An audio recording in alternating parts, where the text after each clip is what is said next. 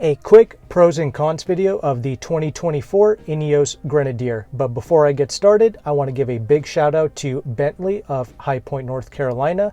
They are also an official Ineos dealership, and they have given me access to these SUVs to review.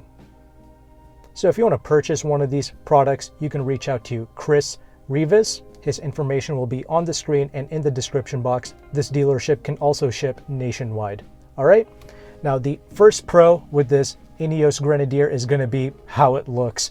Everyone is snapping their necks to look at this SUV. In fact, the first time I saw one on the road, I thought it was like a resto mod classic Land Rover Defender. So if you love attention, you're going to appreciate driving around in the Grenadier, and it comes with a lot of beautiful colors as well. I also like the way both models look with either the steel wheels or the alloy wheels found in the Fieldmaster. And if I were to purchase a Grenadier, it would absolutely be as a Fieldmaster because it's more of the on-road focused Grenadier, and that's why it comes with those 18-inch alloy wheels. And it also comes with some other good features as well. So looks is going to be the first pro, and continuing with that, I'm going to label the interior space as another big pro, because despite this being a new automotive manufacturer and this SUV being their first attempt at producing a vehicle, when you sit in it and when you touch around, it does not feel like a first attempt at building an automobile. This is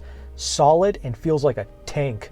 Interior, build quality, the seating comfort with these Recaro seats in the front and in the rear, that's brilliant. I have good legroom and headroom in here. I am 5'11". The trunk space is good, and this airplane cockpit-like interior space is brilliant as well. However, a con that I've noticed with the interior is going to be with their infotainment screen. There's a bit of a lag when you touch it, and there's also some glare from the sun. That's the only other thing to watch out for. But otherwise, the infotainment is easy to use, and it also comes with wireless Apple CarPlay. And when I checked the Ineos brochure, they just said it comes with regular Android Auto. There was no mention of it being a wireless Android Auto. But another big pro is going to be out on the road when you drive the Grenadier. This is surprisingly refined for what it is. I was not expecting this SUV to be as quiet as it is. It's really masking the wind noise, and I think a lot of that can be attributed to the excellent build quality. And unlike some of its more affordable rivals like a Jeep Wrangler or a Bronco, those products tend to have more wind noise coming through because they have those removable panels. Here we have two glass panels at the top, which you can remove, especially with the Fieldmaster, but the doors and everything else, I mean, this is a solid automobile. So decent refinement. And when I test drove the Grenadier, it was actually a Fieldmaster with the rough pack. And that means it came with the BF Goodrich KO2 tires. You can actually get regular Bridgestone all-terrain tires, and that would make the Grenadier even quieter still. So that's really impressive for a vehicle like this. Now, a con with driving this SUV, I'm sure you probably already know this, but it tends to wander a little bit out on the road, and you have to correct it, similar to a JL Wrangler. This is a true proper off-roader at the end of the day, so you can expect some compromises like that. But I feel like most people shopping for something like this, they're going to know about these compromises, and they're even going to embrace it, because some of this SUV's imperfections, let's say, actually adds to the character, and it adds a certain level of immersion. But yes, the constant correction that you have to make, I'm going to label that as a con, and I'm also going to label this steering rack as a con, because there is this on-center deadness that you get from the steering, and it's a bit unorthodox as well. In fact, when you drive this Ineos, it's probably best to use that driver's ed shuffling motion when you operate the Grenadier on your everyday left-hand, right-hand turns, because I don't know, the steering doesn't come back to you properly, if that makes sense. It's a weird sensation, but yeah, those are the two main cons I'm going to label regarding the drive. Otherwise, it feels really good out on the road.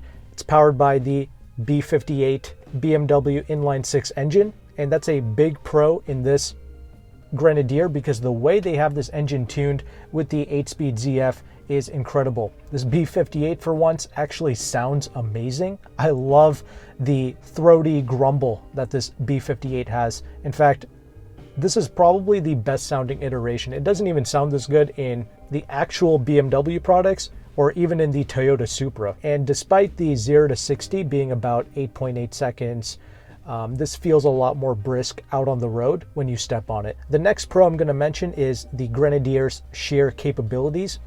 This SUV can tow 7,700 pounds, and we already know about how well it does off-road. In fact, strangely enough, you can use this as like a farm vehicle or a work vehicle even, if you want to look at this SUV in that regard. But yeah, this can serve as a useful product for some families. But another con I'm going to mention is going to be the rear visibility.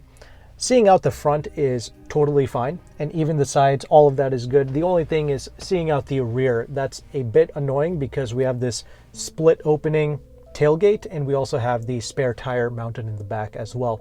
All of that looks nice, but it does take away from some of your rear visibility. In fact, a cool feature that Ineos could add to these SUVs is like a digital rear view mirror. That would be great in this SUV. But yeah, that's my quick pros and cons video regarding the Ineos Grenadier. I absolutely love the character of this SUV and the looks. I mean, apparently I'm not the only one. A lot of wealthy clients are buying these things up, especially at this dealership. They had a whole lot just flooded with these Grenadiers, and now they only have like half of their inventory from what I can see. But I'm just glad that in this world of boring generic SUVs, this product exists that totally stands out, and it's unique, and it offers a unique driving experience. It's got some interesting competition as well. On the low end, you have things like the Broncos, the Wranglers, and even the 5th gen 4Runners. But on the high end, you have things like the Land Rover Defender and the generic luxury SUV trio of, you know, BMW X5, Audi Q7, Mercedes GLE. But amongst all of that competition, this really stands out to me. So it just really depends on who you are, but I hope this video was of value to you. And once again, big shout out to Bentley of High Point, North Carolina for allowing me to do these reviews. If you want to purchase a Grenadier, they still have a lot of great choices and a lot of unique colors on their lot as well. So you can reach out to Chris Rivas. I'll have his phone number on the screen for you, and I'll have his info in the description box as well. They can ship nationwide. Yeah, reach out if you're interested, and thank you so much for watching this video. Take care and goodbye.